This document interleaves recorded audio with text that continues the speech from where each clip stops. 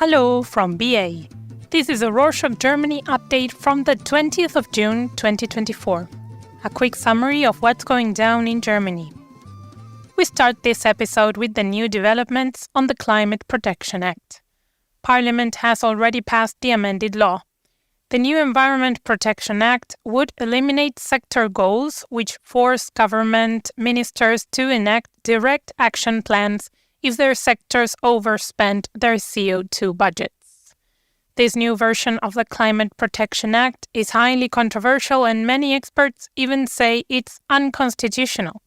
Some of these experts, who are with Deutsche Umwelthilfe DUH, an environmental NGO, the same one that has already won several court cases against the government on this issue, have submitted a report to the President's office on Monday the 17th. This report argues that the new law is unconstitutional and is urging the President not to sign it. The new law needs President Frank-Walter Steinmeier to sign it to come into effect. There was a similar case in 2020 when he refused to sign a law after the Constitutional Court had ruled some sections illegal. If the law isn't signed within 1 month, the government would still have to follow the old version of the law and enact direct action plans. Moving on, a major news outlet recently published internal emails in which the Undersecretary to Bettina Stark-Watzinger, the Minister of Education, demanded to investigate whether it was possible to cut off the funding to a group of professors who had come out in solidarity of pro-Palestinian student protests. The professors had voiced their criticism of university officials and the ministry, who had condemned the protests. Following the publication of the emails, the Undersecretary was fired on Monday 17th. Another issue that will most likely cause a public outcry is the demands of IG Metall, the biggest union in the country. This union represents all workers of the heavy industry and is demanding a wage increase of at least 7%.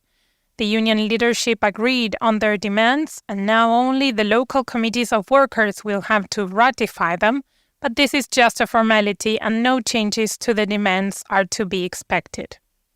However, the conglomerate of factory owners in the southwest have already announced their opposition and said that the wage demands of the union are way too high. So strikes across all heavy industries are expected within the next months. From unions to the former workers' and farmers' state.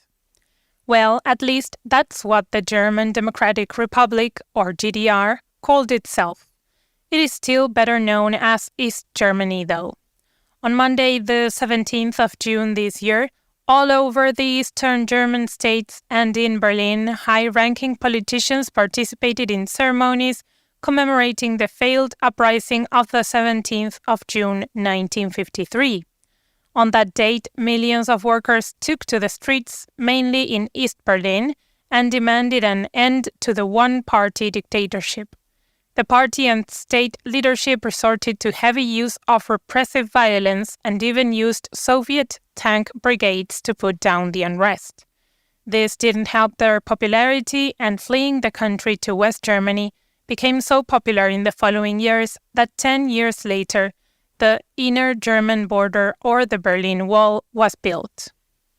The European Championships began in Germany last Friday the 14th, and thousands of people have been crowding the streets of many cities and towns across the country. The opening match between Germany and Scotland was held in Munich and ended in a decisive victory for the home team. On Wednesday, Germany also played Poland to a 1-1 draw. The German national team has thus qualified for the round of 16.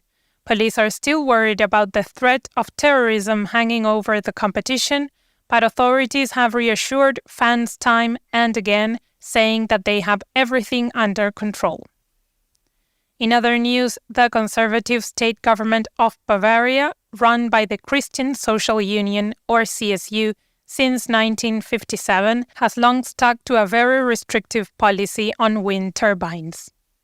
Bavaria follows the 10H rule, meaning that wind turbines are only allowed to be built outside a radius of at least 10 times their height from the next household.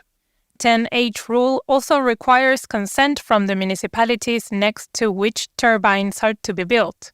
That has kept the numbers of wind turbines in Bavaria extremely low. Now the CSU government is realizing the downsides the policy has for them. The government is struggling to build the turbines they want because the 10H rule also requires consent from the municipalities next to which turbines are to be built.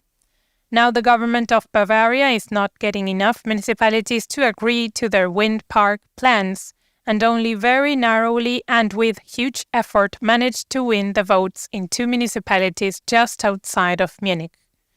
This effective failure, because the originally planned park in this location was supposed to be twice the size it will now be, has caused the government to rethink their commitment to the 10H rule. The abandonment of this rule could mean that Germany's biggest land state could soon produce much more green energy. Bundesrat, the legislative committee of German states, a parliament made up of the government leaders of all the German states, has started an initiative to change the laws regarding organ donations.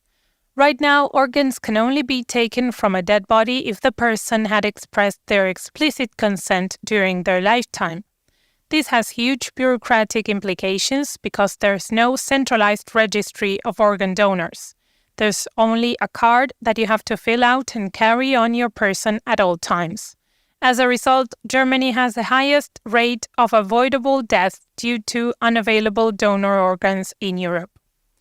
The initiative of the government heads of the states now aims to reverse the consent. That would mean that if somebody doesn't want to donate, they will have to explicitly withdraw their consent. This rule already operates in many other European countries. In 2023, the Bundestag didn't pass the draft, but now the states will give it another shot. On Monday the 10th, Friedrich Merz, the CDU party leader, announced that the CDU wouldn't cooperate with the BSW, Sarah Wagenknecht's new party. But on Friday the 14th, promptly amended his statement. He said the party wouldn't collaborate with the BSW on a national level. However, on state and local levels, the CDU doesn't have a choice on who they work with. The CDU and the BSW don't see eye to eye on the issue of Ukraine. The CDU are ardent supporters of Ukraine's government and want to support them with whatever's needed, while BSW would rather Ukraine strike a peace deal with Russia. Both parties also disagree on economic topics. On other, more cultural topics, they think very alike. Both are opposed to what they would call, quote, the gender craze, unquote, meaning inclusive and gender-neutral language. Malu Dreyer, the Social Democratic Prime Minister of Rhineland-Palatinate, a small state in the southwest of Germany, has announced her replacement, Alexander Schweitzer, the Minister of Social Affairs. The next elections for the office of Prime Minister will be in the beginning of 2026, in which Schweitzer will probably try to campaign with the advantage of an incumbent. Malu Dreyer was very popular with the constituents, but she says her health can't keep up with the demands of holding office anymore. To close off this edition, a new NATO headquarters, which will serve to coordinate and distribute aid to Ukraine, will be based in the city of Wiesbaden. The facility will have ample storage space to facilitate transport, but other than that, no further details are yet public. And that's it for this week. Thank you for joining us. Hey listeners, we have an unusual question for you. Have you ever had to choose a restaurant to go to or a movie or something with a group of friends or family? And it was not so easy to choose? Took a long time and was just difficult and maybe a bit unpleasant? Rorschach is working on a way to make that much easier. If you're interested, we could use your help. If you want to help out or try it out, let us know at info@rorschach.com. And thanks. Ciao!